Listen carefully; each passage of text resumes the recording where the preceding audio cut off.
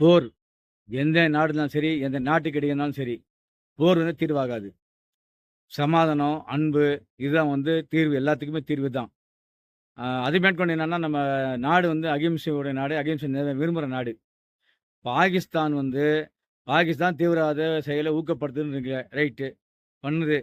அது நம்ம என்ன பண்ணணும்னா, அவங்கள போரால வந்து அவங்க நம்மள ஜெயிக்க முடியாது. இந்தியாவே கண்டிப்பா ஒரு நிமிஷம் கூட ஜெயிக்க முடியாது பாகிஸ்தான். அது அவங்களுக்கே தெரியும். அந்த தொடர்நிலைக்கும் அவங்களுக்கு தெரியும். இவங்களுக்கு பின்பலமா இருக்கிறது யார் நமக்கு வந்து ஆதரவா இருக்காங்களோ அமெரிக்கா, அதே அமெரிக்கா தான் வந்து பாகிஸ்தானுக்கும் ஆதரவா இருக்கு. நம்மகிட்ட வணிக ரீதியா இருக்கு. அவங்களுக்கு ஆயுதங்கள சப்ளை பண்ணின்னு, அவங்கள ஏமாத்தி சாப்பிடுறது அமெரிக்கா. அதனால அமெரிக்கா ஒருபோதும் வந்து பாகிஸ்தான கைவிடாது. ஒரு காலகட்டம் அவங்களுக்கு கஷ்டம்னு சொன்னா, அமெரிக்கா கண்டிப்பா அவங்களுக்கு சப்போர்ட் பண்ணும். அமெரிக்கா நம்பிலாம் வந்து நம்ம இந்தியா இருக்க அவசியம் இல்ல. 2வது விஷயம் என்னன்னா, நம்ம இந்த ட்ரோன் தாக்குதலு, வான்வெளி தாக்குதலு நடத்திலாம் ஒண்ணும் பிரயோஜனம் கிடையாது. ஏன்னா, இதுல பாதிக்கப்படுறது